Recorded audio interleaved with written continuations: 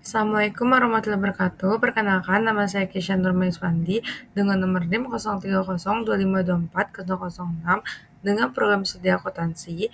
Jadi di sini saya akan menjelaskan mengenai perseroan organisasi, transaksi saham, dividen, dan saldo laba. Lalu ada bentuk perusahaan perseroan. Perseroan adalah badan hukum yang terpisah dari pemiliknya. Pemilik hanya bertanggung jawab sebatas saham yang dimiliki. Perseroan harus tunduk pada hukum, aturan, dan wajib membayar pajak. Dua cara mengklasifikasi perseroan berdasarkan tujuan dan kepemilikan.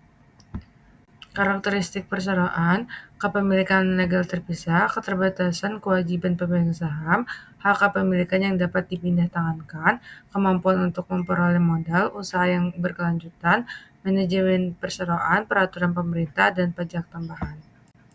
Lalu hak kepemilikan pemegang saham, saat diterbitkannya akta pendirian sebuah perseroan dapat memulai penjualan hak kepemilikan dalam bentuk saham. Lalu penerbitan saham, perseroan menerbitkan saham secara langsung ke investor atau secara tidak langsung melalui perusahaan perbankan investasi. Selanjutnya, akuntansi transaksi saham, akuntansi saham treasury. Saham treasury adalah saham milik perseroan yang telah diterbitkan, kemudian dibeli kembali dari pemegang saham. Namun saham tersebut tidak dihentikan. Saham treasury tidak mempunyai hak dividen dan hak pilih.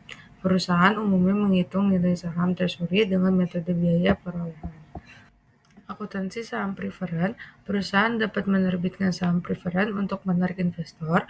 Saham ini memberikan prioritas atas dividen dan pembagian aset saat likuidasi, meskipun biasanya tanpa hak suara. Seperti saham biasa, saham preferen dapat diterbitkan untuk memperoleh kas atau non-kas. Selanjutnya ada dividen.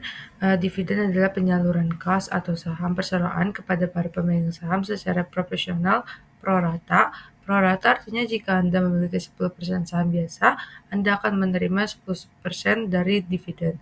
Dividen dapat berbentuk kas, properti, scrip, surat kesanggupan untuk membayar uang tunai, atau saham. Dalam praktiknya, perusahaan lebih banyak membagi dividen dalam bentuk dividen tunai. Selanjutnya juga dividen tunai. Dividen tunai adalah pembagian dalam bentuk kas secara proporsional kepada setiap pemegang saham. Bagi perusahaan yang membayarkan dividen tunai pasti memiliki laba ditahan, kas yang mencukupi pengumuman dividen oleh dewan direksi. Lalu ada dividen saham. Dividen saham adalah pembagian saham perseroan secara pro rata bagi para pemegang sahamnya.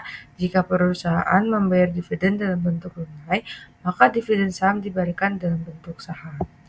Lalu pembatasan saldo laba. Jadi saldo laba umumnya tersedia untuk pengumuman dividen. Dalam beberapa kasus ada pembatasan saldo laba.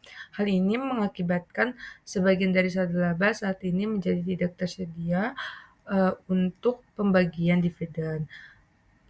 Pembatasan tersebut disebabkan oleh beberapa hal berikut.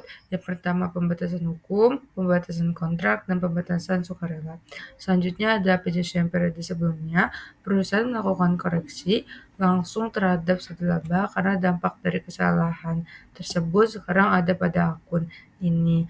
Laba neto untuk periode sebelumnya telah dicatat dalam saldo laba menggunakan ayat jurnal penutup. Oke, selanjutnya